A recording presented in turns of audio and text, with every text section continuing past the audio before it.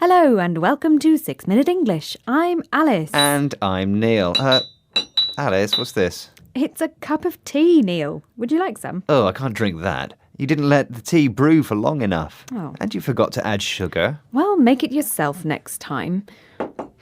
And when you brew a cup of tea, by the way, you add boiling water to tea leaves or a tea bag and allow the flavour to develop. I'm sorry, Alice. I didn't mean to be rude about your tea, but I do like it very strong and sweet. Tea is the subject of today's show. And Neil, I think you'd like the way they serve tea in India. They drink chai, a strong black tea served with lots of milk, sugar and spices. That does sound good. I quite fancy a cup of chai now. Did you know that it was the British who introduced tea to India? No, I didn't, Alice. This is very interesting. I'm proud of our habit of having tea all the time, and tea bags are great, marvellous little invention. Yes, I agree. Well, that's my question for you today. Where was the tea bag invented? Was it in A, China, B, the US, or C, Britain?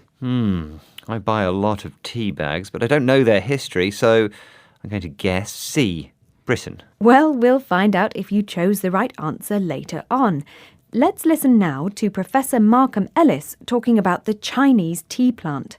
He's a historian at Queen Mary University of London.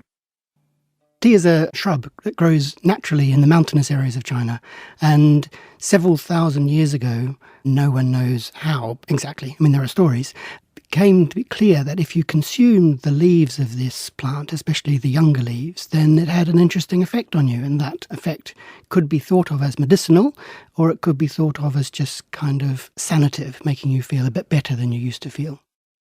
Professor Markham Ellis tells us that people in ancient China consumed or ate leaves from the tea plant, and it had an interesting effect on them.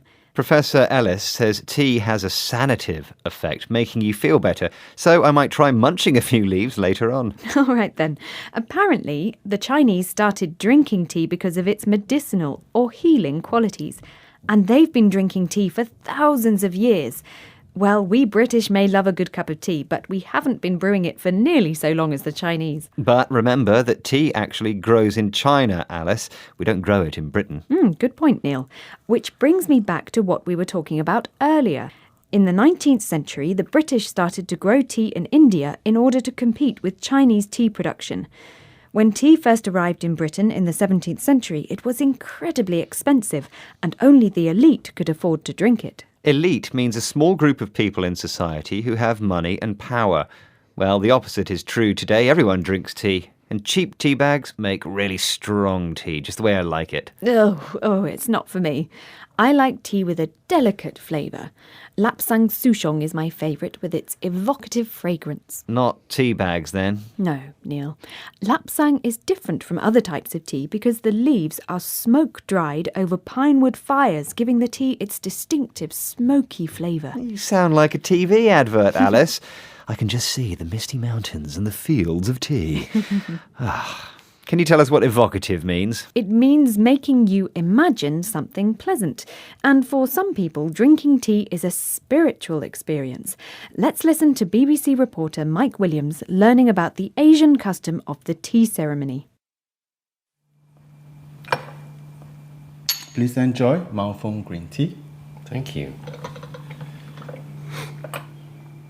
That was a bit less than a mouthful. It's very, very small amount, isn't it? It's about 20 ml. It's a way to appreciate tea in very small quantity so you can concentrate and cultivate your mindfulness in drinking the tea. Mindfulness? What do you mean by mindfulness? Tea ceremony has some of its origin in Buddhism. The Japanese tea ceremony, for example, has a lot of Zen Buddhism influence. Mindfulness is the concentration and focus on the now. Forget about the past, forget about the future, and enjoy this specific moment. And that's what I call mindfulness. So they don't use mugs in the tea ceremony. It's 20 millilitres or a mouthful of green tea. That's right. Drinking just a mouthful, or small amount, helps you concentrate and cultivate mindfulness. As the speaker explains, mindfulness means living in the moment and forgetting about the past and future. Well, forgive me for thinking about the past. And how about the answer to today's quiz question? OK then. I asked, where was the tea bag invented? Was it in A, China, B, the US, or C, Britain? And I said C, Britain, and I must be right. Well, I'm afraid you're wrong, Neil. It was B, the US. Tea bags first appeared commercially in the first decade of the 20th century and were successfully marketed by Thomas Sullivan, a tea merchant from New York, who shipped his tea bags around the world. Really? Tea bags are older than I thought. Now, can you tell us the words we heard today? They are brew, consumed, sanative, medicinal, elite, evocative, mouthful, mindfulness. Well, that's the end of today's 6-Minute English. You can go and put the kettle on now for a nice brew. Please join us again soon. Yes. Goodbye. Bye-bye. 6 Minute English. From BBC Learning English.